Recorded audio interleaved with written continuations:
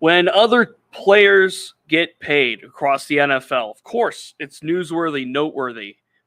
But when it happens, when the market gets reset like this, maybe it's a little bit more of a deal. Good afternoon, everybody. Good Tuesday afternoon, May 14th, 2024 at 3 p.m. Eastern for the Southside Beat. My name is Corey Crisan. I am solo today. Chris Halleck is unable to join us. He will reconvene with everybody, including myself, tomorrow on Wednesday.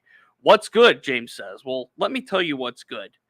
It's good the players are getting paid across the NFL.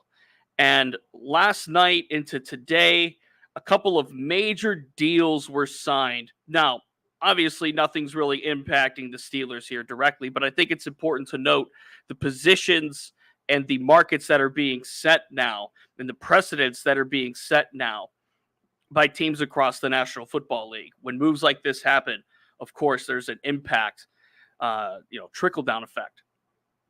Antoine Winfield Jr. got paid. Jared Goff got paid. Antoine Winfield Jr., of course, star safety for Tampa Bay. 4 years, $84 million. 4 years, $84 million. He is now the NFL's highest paid defensive back. Let me reiterate that, okay? Highest paid defensive back in the league. Antoine Winfield Jr. after a really just solid start to his NFL career. $45 million in guaranteed money. First time in league history that a safety is the highest paid player highest paid at his position as far as defensive backs are concerned. 6 forced fumbles in 2023, 122 tackles, 6 sacks, 3 interceptions, 12 passes defended. I mean, those numbers are ridiculous. And he deserved to get paid, and he did get paid. But what this says to me is when you look at what the Steelers have at safety, when you look at the market that is being set at that position, it opens the eyes to having to pay Micah Fitzpatrick at some point, to having to pay top dollar for that position at some point, should they choose to go that route. And what this says with Antoine Winfield Jr., now this is top of the line stuff when it comes to Winfield. But, sorry, I got a text message, got distracted. This is top of the line money for Antoine Winfield Jr., highest paid DB in the league as a safety for the first time ever. And this shows the value and the position versatility of that. And you didn't think about what Micah Fitzpatrick does for the Steelers. You think about how he plays everywhere, outside, inside, in the box, deep. He does just about everything for that defense. That's exactly what Winfield does. Now, Winfield obviously does it at a much higher level than Minka did and does right now. And that's why he got paid as such. But it makes you think about the value of that position. It makes you think about exactly how the Steelers could approach that position in the future in free agency, and maybe even with respect to the trade market. Of course, trading the first rounder for Micah Fitzpatrick, looking back on it's a no-brainer. And yeah, as Mark says, Winfield is special, but so's Minka. You have to keep that in mind. So's Minka. I'm looking at top-of-the-line comparisons when it comes to that position. I'm looking at the class of that position, and that's what Winfield is. That's why he got paid, again, as such. And yeah, Brad says it. The price of doing business in the NFL. At some point, the market's going to get reset. At some point, the dollars are going to be allocated in different ways. And now what you're seeing with the value of the safety, we've talked about the quarterback-driven league, right? And you talk about how teams are now compensating on defense for the fact that the quarterbacks are being valued so high and the fact that the running games are starting to make comebacks in some ways. And here's a good point from Mark. If Joey Porter Jr. peaks, he'll break the bank. When you look at somebody with that kind of talent and that kind of build and that kind of size, if Joey Porter Jr. is top of the line with respect to his position, what kind of money could he get? And this is down the road. This is a lot of if has to happen. But 4 years, $84 million with $45 million guaranteed is the highest paid DB in the league. What's that look like in 4 more years?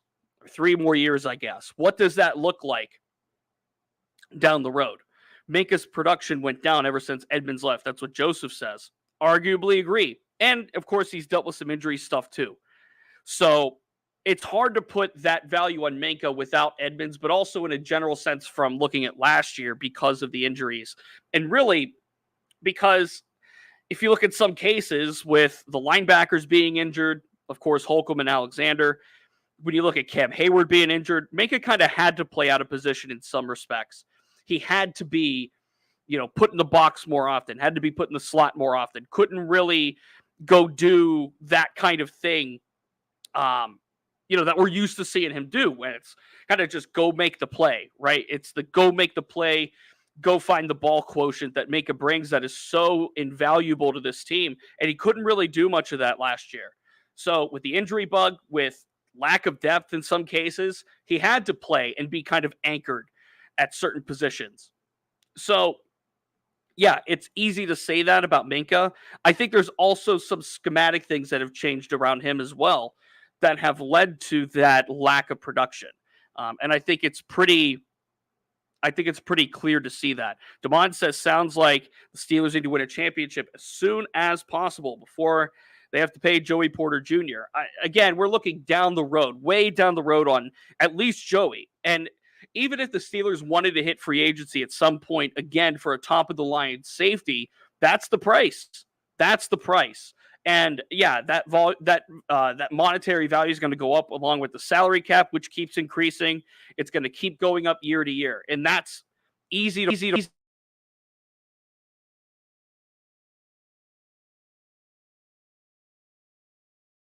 lost my mic there. Just look at how the business of the NFL has gone in recent memory with the salary cap just evolving throughout the years. Mark says, with the cap going up as much as it does each year, of course, dudes are getting the bag. It's only fair. Absolutely. They have to get their cut as well. And if they didn't, the players' union would have a big problem with that. But again, when you look at this market with safeties, and the Steelers, of course, went to free agency for safeties in the last few years, they had to go and make that move. They had to go do that. So now this is what it's set at.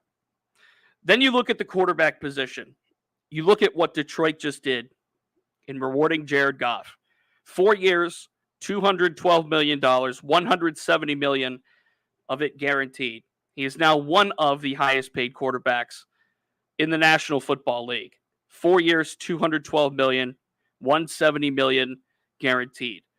How often do Chris and I talk about how the Steelers are built right now, are able to do business the way they do business because the quarterback is so affordable and became affordable when Ben Roethlisberger retired. With Kenny Pickett getting drafted, Kenny Pickett obviously gone after 2 years. Now you look at the deals that Russell Wilson and Justin Fields, they didn't pick that fifth-year option up. And you look at Kyle Allen, you look at John Reese Plumlee, the quarterback room as a whole is not making much money at all.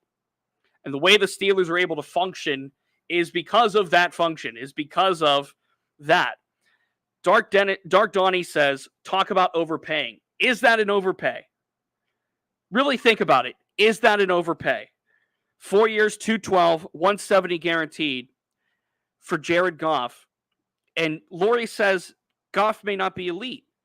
That might be true, but it's the value of the position. It's the cycle that the NFL is in.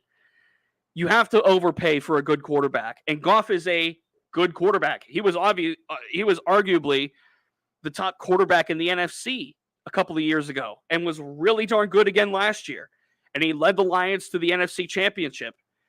It just is a reminder that you can't put a high enough price on a quarterback. Mark says he's a playoff quarterback. Yeah, he is. B-Phil says the Steelers are hopefully going to pay a quarterback soon. Yeah, also, they have to do that at some point, and they're going to have to change the model at some point. But if Jared Goff, if you consider, as Lori says, don't even consider Goff elite. If Donnie says overpaying, if they overpaid for a guy that's not elite, what's that tell you about how they value the position? What does that tell you about how the league perceives this position? Brad says the Steelers would take him today. They 100% would. They absolutely would. Is he a better option than Russell Wilson and Justin Fields and Kyle Allen and John Reese Plumlee? Absolutely. You take that in a heartbeat. He's been to a Super Bowl. He was in another NFC championship game. He's a winning quarterback. He's a talented quarterback. He's had a resurgence, of course, in Detroit since LA dumped him off for Matthew Stafford. And by the way, that's kind of worked out for both parties. And Lori says the Steelers are lucky to not be paying big money this year. That's why she wishes they go get a wide receiver. Not paying the quarterback allows you to do that in other spots. Spice Creation says Russell Wilson is a winning quarterback too. He is, or at least he was. We need to see what he has. He hasn't looked good. He has not looked good in his last couple of years, especially out in Denver. So we'll see what the Arthur Smith offense can do. And Ben adds on for no money. Okay, it's a low risk, high reward type of situation. What the reward could be for having Russell Wilson in the building is way up here. The Steelers, put it in that perspective. The Steelers went to the postseason with a fledgling Kenny Pickett and Mason Rudolph doing what they had to do to keep the position above water. And by the way, Matt Canada was their offensive coordinator for more than half of the season. Like, they went to the playoffs in spite of those circumstances. So yes, you would think the offensive coordinator situation is improved. The quarterback situation, we think, is improved as well. But that's besides this point of, at some point, the Steelers are going to have to pony up money for a quarterback. And if they find a good one, or maybe Justin Fields a couple years down the road is something special, we don't know that answer right now. And who knows how much Russell Wilson truly has in the tank. I can't envision the Steelers ever paying him 4 years, $212 million with $170 guaranteed for Russell Wilson. Could never envision that. But at the same time, at what point do the Steelers open the wallet back up for a top-of-the-line quarterback? Do they do it in free agency? Is Justin Fields projected to be that someday within the next few years? But that's the price. The Buccaneers set the defensive back market, the safety market specifically, at $84 million with $45 million guaranteed. The Lions just paid Jared Goff, who, in our own chat here, in our own stream, saying is not an elite quarterback, still as one of the highest paid quarterbacks in the league. Damon says the past couple of years, the Steelers have screwed their defense with their offense. Hopefully the offense performs much better this season to give the defense a break. One would hope, right? One would hope. And we've talked about this before on this show. I still am a firm believer, and I will take this to my grave, that the Steelers kept Ben Roethlisberger around too long. He stayed around too long, overstayed his welcome. And that slowed down the process of rebuilding the quarterback's room. They were kind of pigeonholed into taking Kenny Pickett when they did. Now, it worked out for half of a year, 2 years ago, 2022. Worked out for half of a year. And then last year it fell flat on its face and he's not in the building anymore. You can't put a price on a good quarterback. And even if Jared Goff is not Patrick Mahomes or one of the elites in the league, he's still a damn good one. And you have to pay the guy. You have to pay the position at some point. Joshua says quarterback is going to be in flux until it's not. Enjoy the season, see what happens. That's right. That's right. That's how it works for every team in the National Football League, though. Your quarterback situation's always in flux until you have the guy. When you have an elite guy, when you have somebody that could guide you to the postseason, your quarterback situation's not in flux. You have a quarterback. You either do or you don't. And when you don't, as Joshua says, you're in flux. You're looking for that guy. You're trying. You're doing trial and error. You're drafting Kenny Pickett 20th. You're rolling Mason Rudolph out when Mitch Trubisky and Kenny Pickett fall flat on their faces. You are doing this search party with Russell Wilson and Justin Fields and Kyle Allen. You're completely redoing the room along with the new offensive coordinator. When you don't have it, you don't have it. And you have to keep trying until you do have it. The Steelers for 18 years had it with Ben Roethlisberger. They had it. And now they don't. And that's why they're doing this the way they're doing this. Toddy says, Edmonds allowed Manka to do his thing. It hasn't been the same since. Going back to the safety discussion. That's also true. That's very true. The way the defense was going. And I think Deshaun Elliott's going to help alleviate some of that. He's certainly an upgrade over Keanu Neal. He's certainly an upgrade, I think, over KZ as well. But having Edmonds and the way that he was able to play back there allowed Manka to be free. And the Steelers didn't have that last year. They didn't have that last year. Now, Minka's not going to make $84 million on 4 years on another contract. That's just not going to happen again.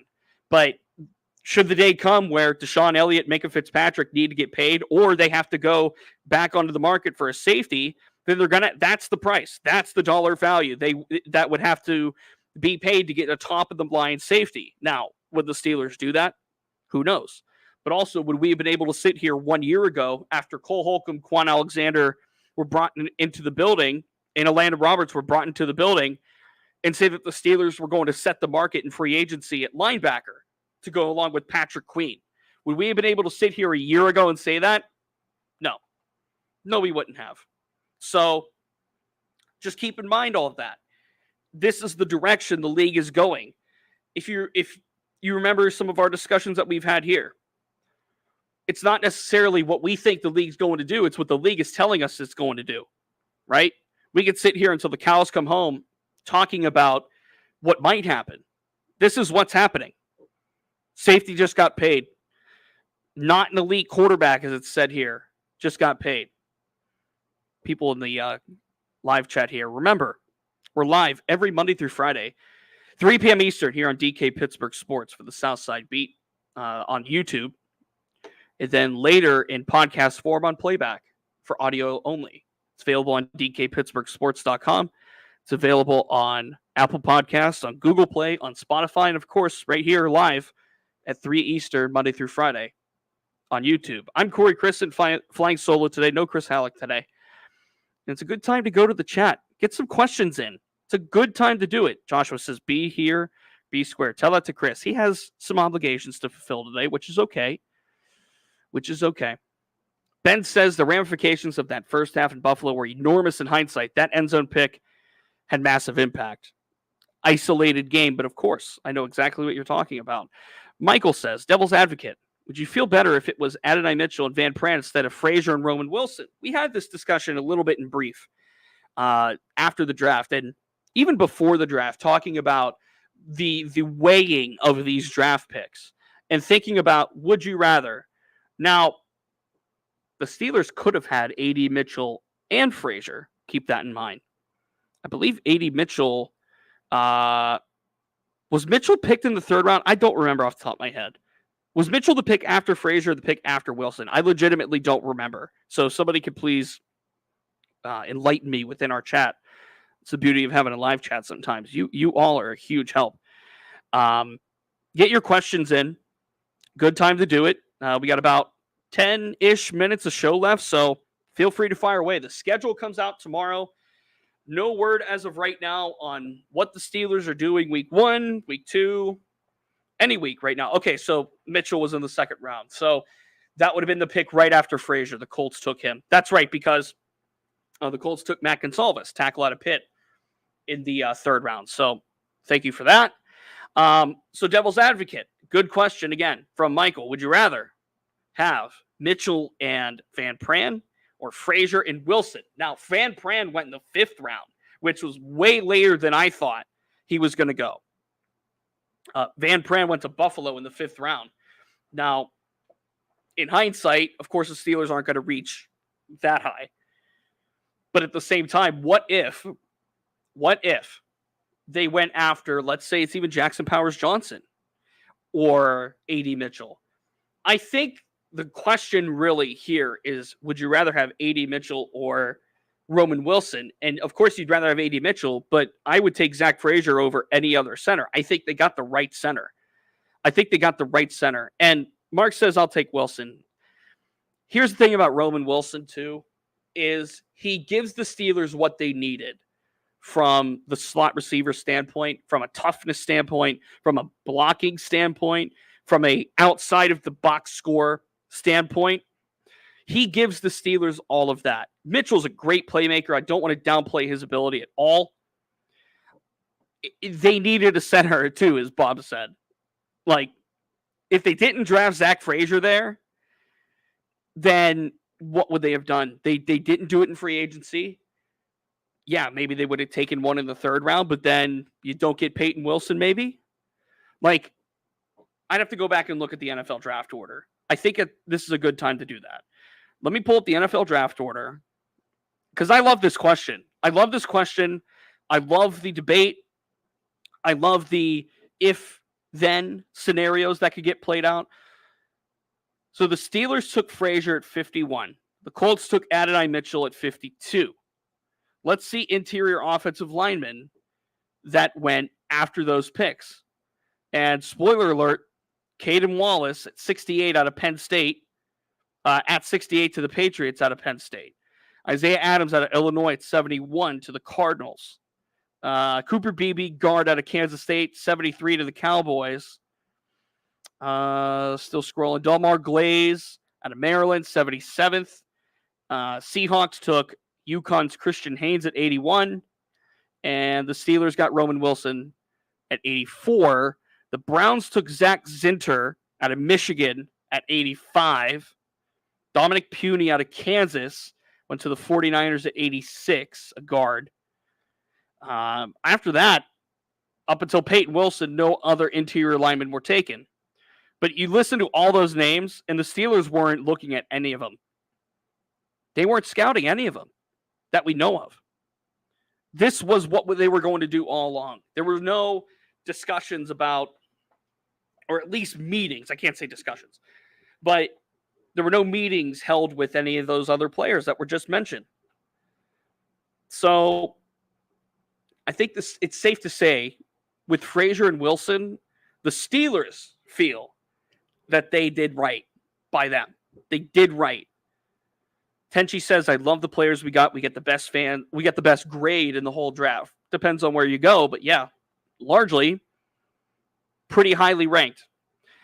James Moody says, do you see McCormick taking snaps at center? No, I do not. Now, I see him being able to play center if absolutely needed. I think that's going to be Nate Herbig's role this year is the backup center. I think drafting McCormick allows Herbig to firmly be placed as the backup center. And yeah, James Daniels can snap as well, so can McCormick. But I think now what this affords the Steelers is the luxury, I'll use that word, of having a true backup center. They could use Herbig in more reps at center. What I would do, if I had the pencil, so to speak, if I had the say in any of this, I would have Spencer Anderson as the full-time left or right guard, probably right guard, and I would have McCormick in as a natural left guard. Now, as we discussed coming out of the rookie minicamp, McCormick was playing right guard. So do they see McCormick in relation to James Daniels? Do we see McCormick as that insurance policy given James Daniels is entering free agency next year? It's kind of easy to say that right now because we just saw him play a lot of right guard in rookie minicamp. And yeah, so if Spencer Anderson moves to left guard, sure. That keeps Herbig at center full-time, or the big or, it would allow Spencer Anderson to play center full-time. You can play Herbig at left guard. I mean, it gives the Steelers options. It genuinely does. The McCormick pick does. Was it a surprise in moment? Yes. His pick was a surprise in moment. Joshua says McCormick's our 2025 right guard.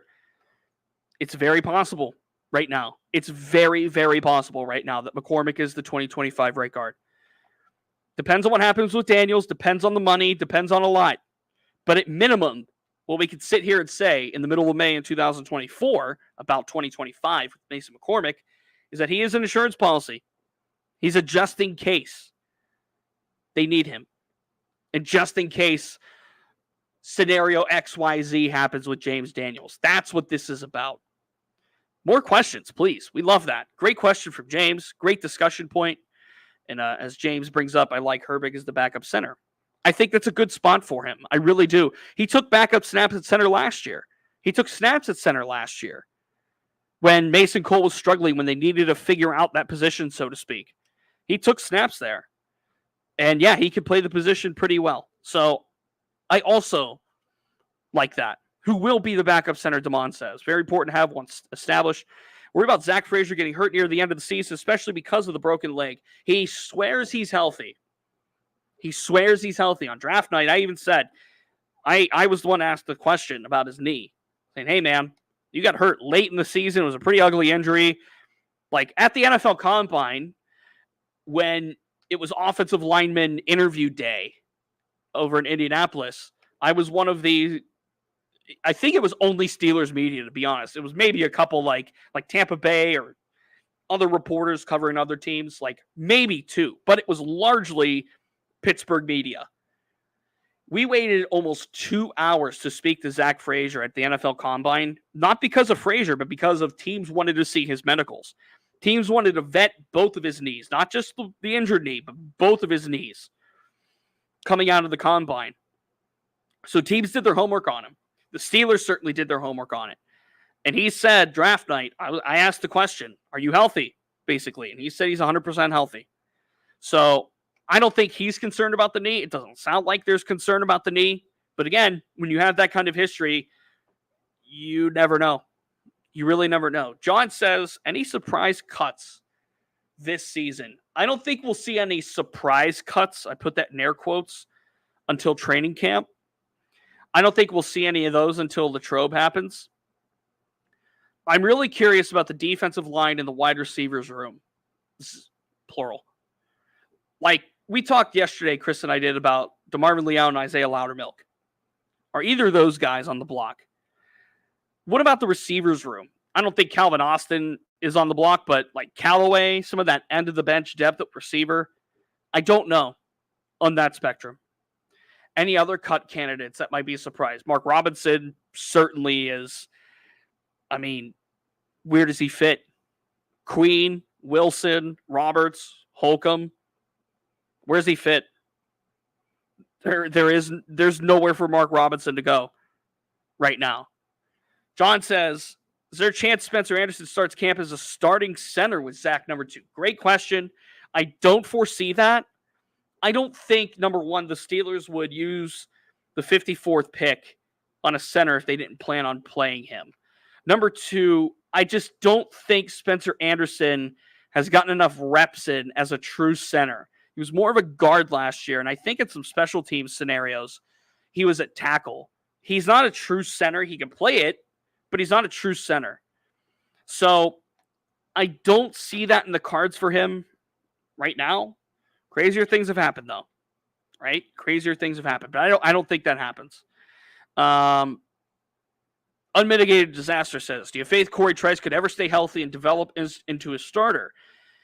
Health's so hard to project, isn't it? But when you have an injury history like he does, I understand where that question would come from. I think he can stay healthy.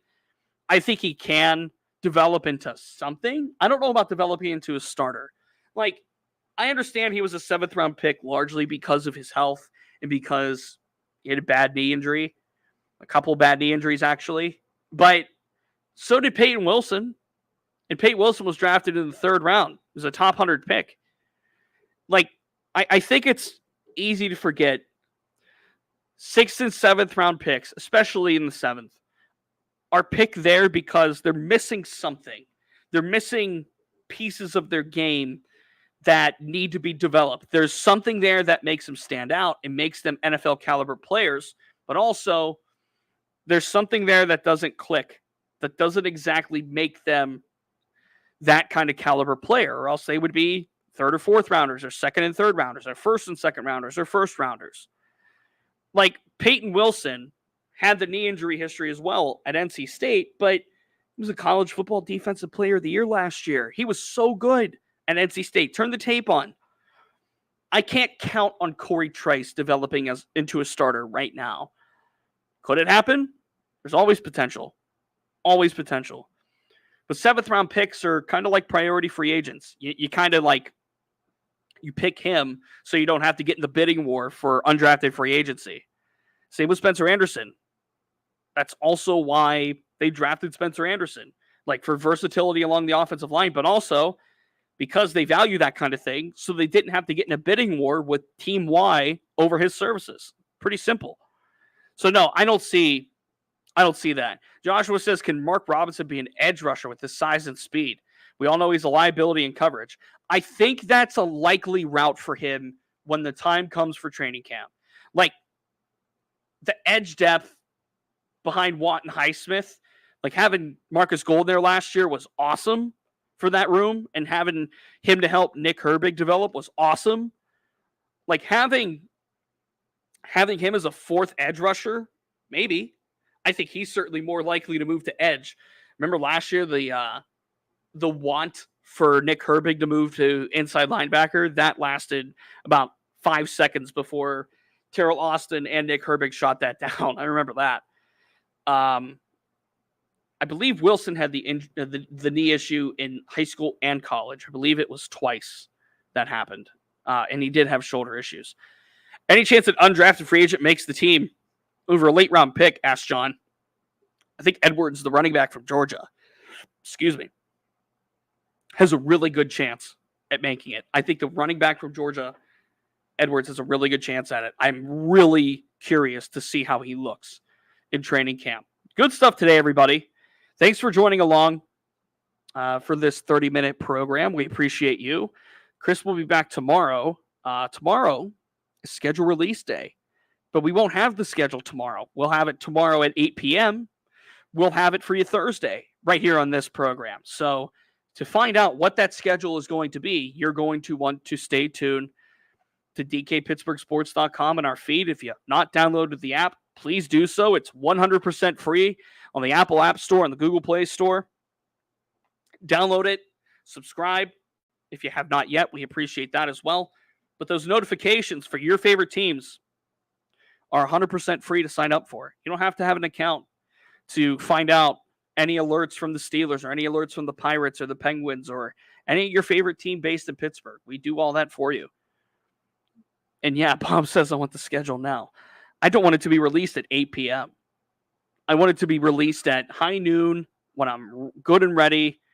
Is there a Ramon show today? Unsure. I don't think so because DK's in Milwaukee doing Pirates baseball.